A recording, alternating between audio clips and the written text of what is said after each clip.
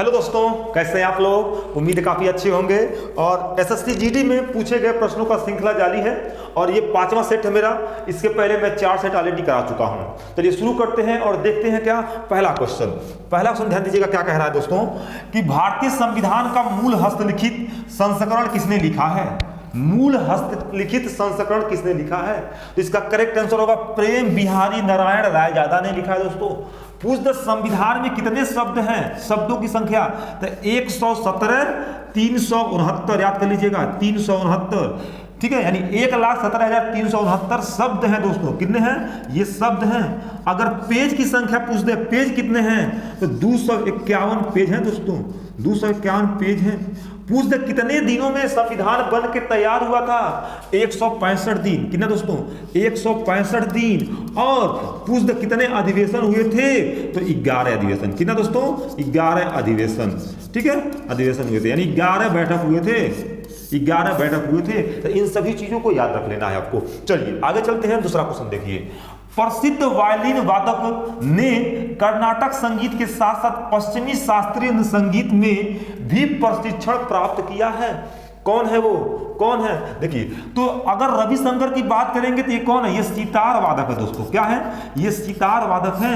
उस्ताद जाकिर हुसैन क्या है, ये तबला वादक है दोस्तों। और उस्ताद बिस्मिल्लाह खां सहनाई वादक है ये, ठीक है। बचे कौन लक्ष्मी नारायण सुब्रमण्यम, इसका करेक्ट आंसर होगा। देखिए नेक्स्ट क्वेश्चन।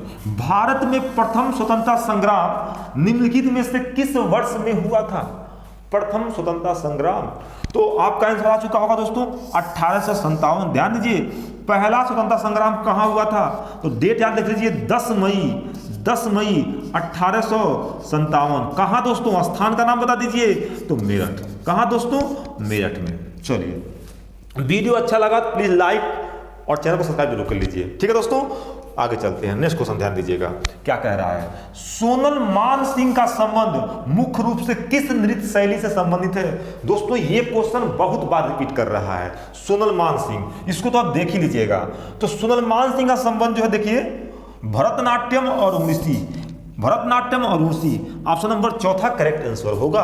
आगे, ब्रह्मोत्सव पर्व ऐतिहासिक रूप से निम्नलिखित में से किस राज्य का मूल पर्व है। किस राज्य का मूल पर्व है दोस्तों, तो आंध्र प्रदेश। किसका दोस्तों, आंध्र प्रदेश। Next question.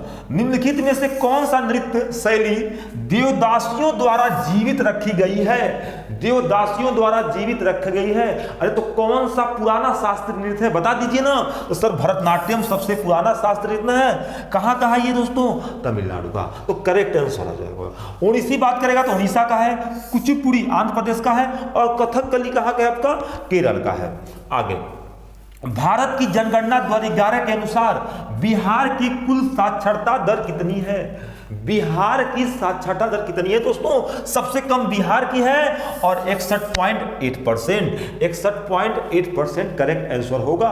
वही बात करते हैं सबसे अधिक कहां का साक्षरता दर है, तो केरल का। अगर केंद्र शासित प्रदेश सबसे अधिक तो लक्षद्वीप।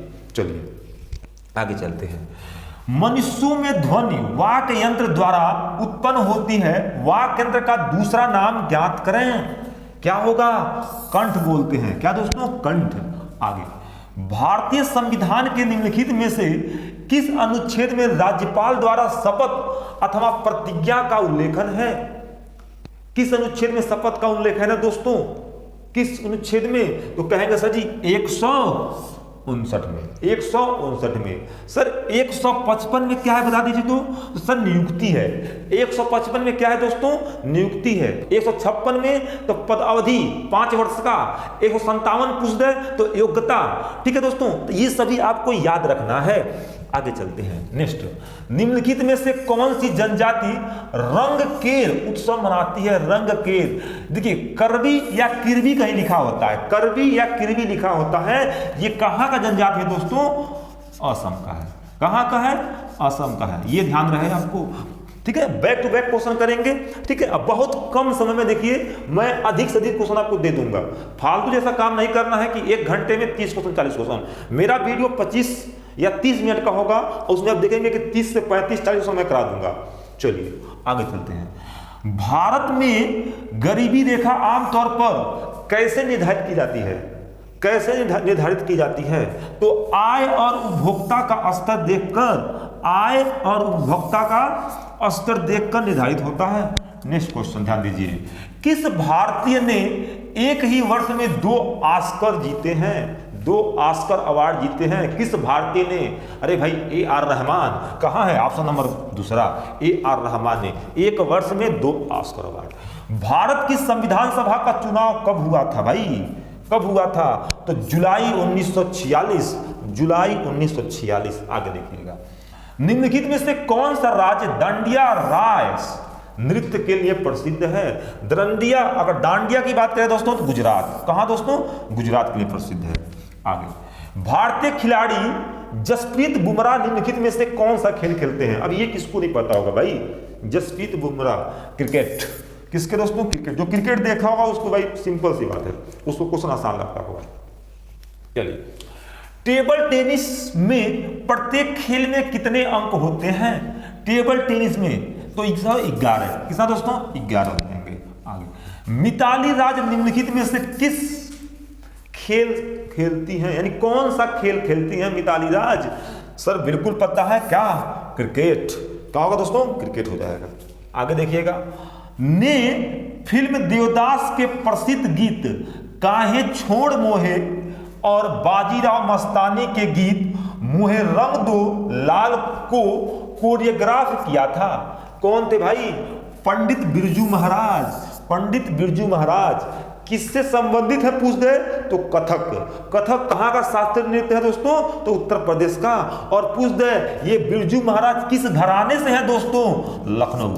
लखनऊ। तो काफी ज्यादा एग्जाम में पूछ सकता है ये। आगे ध्यान दीजिएगा, उस्ताद जाकिर हुसैन बजाते हैं। अरे भाई, जाकिर हुसैन बजाते हैं तबला। सितार की बात करेगा, सितार तो कौन हो गए भाई? रवि शंकर। रवि शंकर ध्यान दीजिएगा, रवि शंकर, उमा शंकर, ठीक है, निखिल बनर्जी। संतूर की बात करेगा दोस्तों तो शिव कुमार। और गिटार की बात करेगा तो गिटार बताएगा। गिटार कौन बजाते हैं दोस्तों? गिटार, ठीक है। तो ब्रजभूषण। कौन दोस्तों? ब्रजभूषण। भारत में हरित क्रांति के दौरान शुरू किए गए गहन कृषि जिला कार्यक्रम, ठीक है, का प्राथमिक उद्देश्य क्या था? देखिए, गहन कृषि जिला कार्यक्रम का मुख्य उद्देश्य क्या दोस्तों? विशिष्ट जिलों में कृषि उत्पादकता बढ़ाना। ऑप्शन नंबर ए।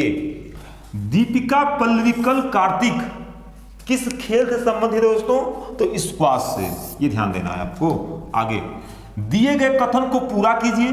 अशोक के अधिकांश शिलालेख किस रूप में मिले हैं दोस्तों? तो प्राकृत और आपका कह सकते हैं का ब्रह्मी लिपि में। ऑप्शन नंबर ए बिल्कुल सही हो जाएगा।